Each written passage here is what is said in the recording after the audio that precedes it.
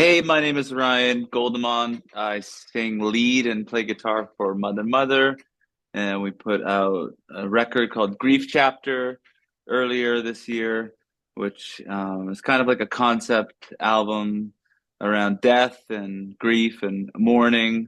But it's not as sad as it sounds. It's more about using those things as a way to inspire seizing the day, living life to its utmost, and appreciating the gift of existence.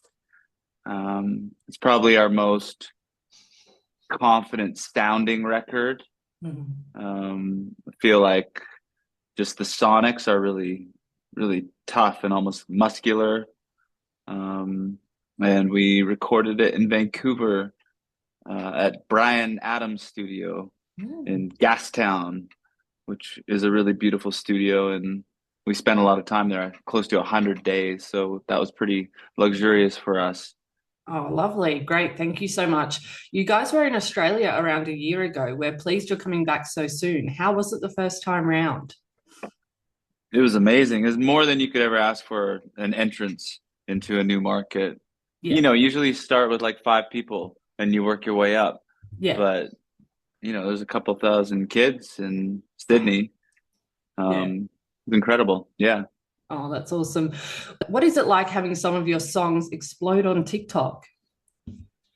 It's wonderful. Yeah, it's Yeah. life-changing. I think it's sort of like the medium is arbitrary, whether it's TikTok or YouTube or Yeah. a soundtrack to a movie. Those are just the vehicles Mhm. for a connection to be made. So we're just, so thrilled that we've been able to connect with all these new people Yeah. um, through TikTok. It's just yeah, it's been a dream. Yeah. I love that you responded to some people as well. I found that hilarious. Like doing duets and stuff. Yeah. Yeah. That's awesome. For sure. Yeah, we really leaned in. It was just like, okay, there's a Yeah. connection to nurture here, so why not? Yeah. It's been said that Mother Mother draws a big LGBTQIA audience. What are your thoughts on that? I think that it's true, we do, and it's what's beautiful to me about that is like we didn't mean to, like we weren't writing specifically for that community or any community to resonate with the themes. We just wrote about the human condition Mhm. and in a really abstract and broad way. Um, and it found its home in that community. And Yeah. so it's just really organic. It was a really unforced coming together. Um, and it was like surprising at first because, we are a pretty heteronormative Mm. band, like in terms of the members.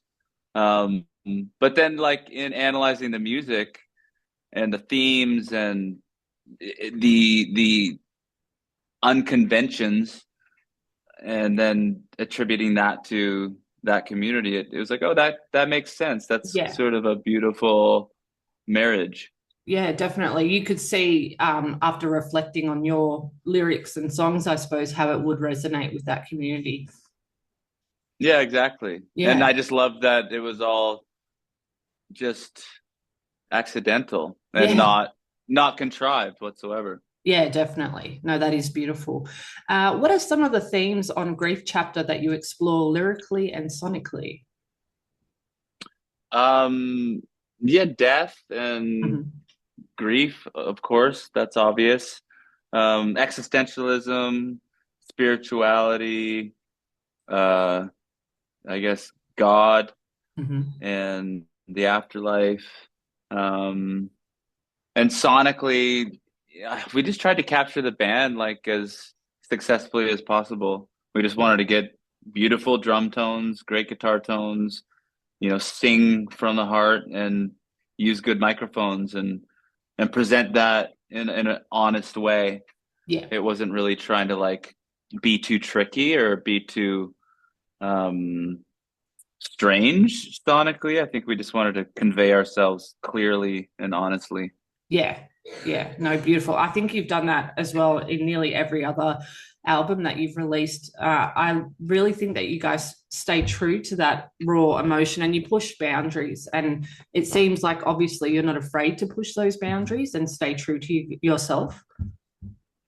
Yeah, I guess I think yeah, the staying true is the important piece. And if Yeah. a boundary is pushed as a byproduct of being honest with your craft, Mhm. then that's great. But if a person falls into convention as a byproduct of being honest with themselves, then that's fine too. I guess we're lucky that our default does veer towards the strange Yeah. and the more quirky.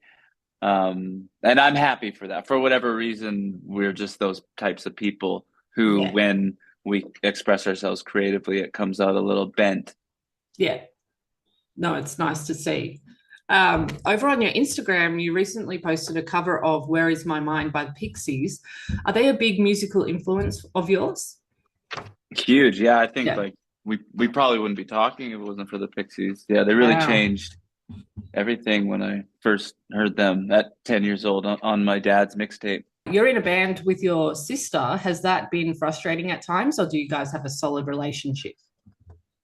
Both, yeah. And I think we have a solid relationship because it's been Yeah. frustrating. And that has, we've had 1,000 opportunities to resolve conflict. And I Yeah. think every time you resolve conflict with someone you love, you get a bit stronger together. Yeah, definitely. What's changed for you guys sonically since you first started out to now? I think the sound has gotten bigger. Like, Mhm. it is a byproduct of your resources or lack thereof. Like when we made our first record, it was in our living room, on like a shoestring budget. And we were like, yeah, limited. And by virtue of that, it came out as this sort of folky thing, Yeah. very quirky, folky thing. But then, we became a full band. We got a record deal. We could afford hiring some cello players and violin players. And so, with the resources came more experimentation.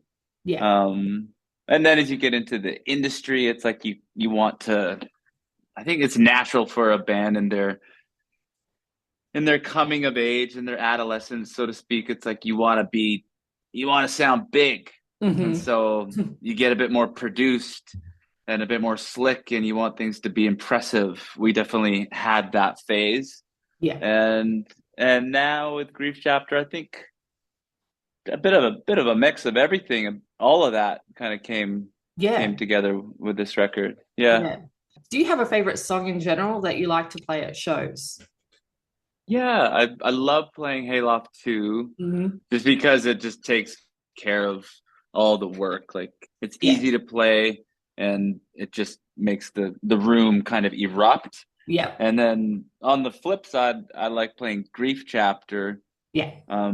because it has such an emotional charge and it's so delicate and open, Hmm. and you really have to be present emotionally for it. And it's a good opportunity to connect to your audience and to really mean everything that you're putting out. Yeah, I can attest to the Hayloft song being huge when you play it in front of crowds. I've seen the videos. It looks amazing. Nice, yeah. I love Explode from the new album and the music video. Who and how do you guys come up with the visual ideas? So with that video, we worked with a guy named Colin Minihan who made a couple of videos for us back in 2008. Mhm. So in between then and now, he went off to do like a career in horror films, Oh, that yeah. genre. So he stopped making music videos, and so we linked back up with him on our song "Normalized" from Grief Chapter, and he did like a horror movie offshoot, Ah, and that video is really cool. And so yeah. then wanted to do another one with him on the cycle, so we chose "Explode," and we didn't want there to be a big narrative theme on Exploded. We just wanted it to be kind of psychedelic and Yeah. be a good portrayal of the band performing. Yeah, yeah. Well, you nailed that. Is there any band or solo act that you love and listen to a lot of at the moment? Yeah, I've been digging Adrian Lenker from Mhm. Big Thief. Um, quite quite a profound talent she is. Yeah, nice. And it's cool. She's making records in a really old school way, like AAA. They call it, like recording to tape, mixing to tape, mastering to tape. Yeah. Um, Triple analog. So sounds really earthy, and the songwriting is ace. Oh, awesome. And do you have any like guilty pleasure music that may surprise people given the music you make? Not these days. Yeah. I don't listen to much pop anymore. I Yeah. used to. I was almost like kind of like studying it, sort of like how do Yeah. they make it sound so crisp and shiny. Um, I will say that I think the Sabrina Carpenter stuff sounds really great, It and does, those doesn't it? songs, it Yeah. does. It's really open and spacious Yeah. and bright Yeah. I without don't I don't without want to like her, without but I being, love her. yeah. And the songwriting is really good. Like those Yeah. melodic arcs are Yeah. really hooky and not in a cheap way. It's like it's quite sophisticated. Yeah. Um, so yeah, I guess that's a guilty pleasure. Although I don't really feel guilty for any music that I No. enjoy. If you enjoy it, then it's guilt free. That's right. That's it. Yeah. Do you think there's even more songs after Grief Chapter for Mother Mother? Of course, always. Yeah, yeah. Awesome. And is there anything you'd like to say to your Australian fans? Can't wait to come and connect. And thank you for supporting us. We've been wanting to come to Australia for 15 years up until we did, and we just never had, you know, the support to make that journey. Yeah. And so, just yeah, extreme gratitude for the opportunity to visit that part of the world and to connect with people and to play these songs. Oh, It means so much to us. oh, fantastic. And do you have any plans in your downtime to see any certain sites or monuments or anything like that? Um, for me personally, like if I get downtime, I take my camera and I just walk into the city and I get lost for hours Oh, and beautiful. do street photography. So That's I'll cool. just yeah, I'll just do that and discover what I discover. Yeah. I look Oh, forward to having a coffee in Melbourne because yes. apparently there's the best coffee. And when we were there last, I was taking a break from caffeine. Yeah. So I'm back on coffee, so I'm stoked to Yes. drink coffee in Melbourne. How's the coffee in Canada? Because I know in the USA from personal experience it tastes like dirt. Is Canada's coffee better than the USA's? I mean, I think it depends where you go. Like Yeah, yeah. I think there's amazing coffee everywhere. Yeah, Like that's the true. the only the only like country where it seemed like coffee was bad everywhere that I went to was Germany. Really? Yeah, but like I was in where was it? Omaha Yeah. like 2 weeks ago Yeah. in the Bible Belt, right? And I went to this like the most amazing coffee place. Oh, wow. Um, it had like pour over with all these crazy hints of like cherries and this and that. Oh, And wow. so I think there's amazing coffee wherever you go. Yeah. Um, but if you drink at Starbucks or Tim Hortons, which is like Yeah. our chain, then yeah, it's gonna taste like crap. Yeah. Do you know what surprised me is that I went to New Jersey where, there's a big Italian influence, obviously, and it was all just percolated stuff. And I'm like, the Italians, they know how to do coffee. What's going on here? Anyway. Interesting. Yeah. Interesting. But our coffee here, yeah, is pretty good no matter where you go. So, yeah, excellent. Well, Aussie fans of Mother Mother can catch the tour with special guests Ula. Is it Ula? Ula? Ula, yeah. Ula, Yeah, we yeah. played with her last time. She's great. Oh, awesome. I'll have to check her out. And you can even get a VIP Q&A package kicking off in Adelaide on November 16. Ryan, thank you so much for speaking with us today. We hope you have an amazing tour down under. Thank you. This is a blast. I appreciate your time and your interest. Thank you. Oh, yours too. Thanks, Ryan. Okay, see ya. See ya.